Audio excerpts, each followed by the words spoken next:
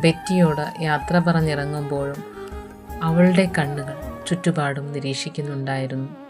ആ വ്യക്തി രക്ഷപ്പെട്ടുവോ? ഹോസ്പിറ്റലിൻ്റെ ഏതെങ്കിലും ഒരു വാർഡിൽ അയാൾ ഉണ്ടാവുമോ? ബെറ്റി അവളോട് ആത്മഹത്യക്കുള്ള കാരണം ചോദിച്ചപ്പോൾ അവളൊന്ന് ഞെട്ടി. തൻ്റെ മനസ്സിലുള്ള കാര്യം തുറന്നു പറയാനുള്ള സാഹചര്യം അവൾക്കില്ലായിരുന്നു.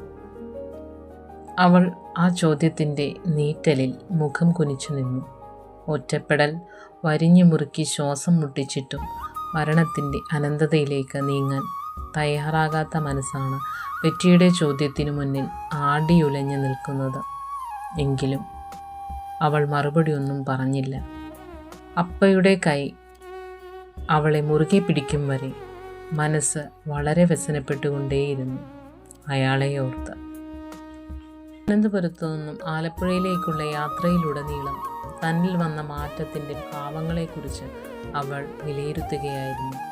ജീവിതം എത്ര കഠിനമാണ് പലപ്പോഴും. ഈ ഒരാളെ കണ്ടുമുട്ടിയപ്പോൾ മനസ്സിലുണ്ടായ ആനന്ദവും അതിനുശേഷമുണ്ടായ ആവശ്യമില്ലാത്ത ആകുലതകളും എന്തിനാണ്? ഒരു വ്യക്തി ജീവിതത്തിലേക്ക് കടന്നു വരാൻ എത്ര നിമിഷം മതിയല്ലേ? അവൾ അവളോട് തന്നെ ചോദ്യം ചോദിച്ച് ഉത്തരം കണ്ടെത്താൻ ശ്രമിച്ചുകൊണ്ടേയിരുന്നു. ഇതിനിടയ്ക്ക് കൂടെയുള്ള ബന്ധങ്ങളെ ഓർക്കാനേ അവൾ തുനിഞ്ഞില്ല. എങ്കിലും അവളുടെ അപ്പ, പേര് സുജാത, സുജിയപ്പ എന്നാണ് അവൾ വിളിക്കാറ്, അവളോട് ഓരോ കാര്യങ്ങൾ ചോദിച്ചുകൊണ്ടേയിരുന്നു. മറുപടിയായി ആ എന്നീ ശബ്ദങ്ങളല്ലാതെ അവൾ വിശദീകരണത്തിനു നിന്നില്ല. മനസ്സ് കൈവിട്ടു പോവുകയാണോ എന്നവൾ ചിന്തിച്ചു.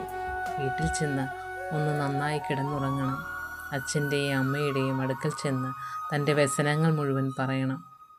പഞ്ചഭൂതങ്ങളായി തീർന്നെങ്കിലും അവർ ഇപ്പോഴും തൻ്റെ കൂടെയുണ്ടെന്ന് അവൾ വിശ്വസിക്കുന്നു. ആ വിശ്വാസത്തിൽ മിഴികളടച്ച് പതിയെ ഉറക്കത്തിലേക്ക് വീണു.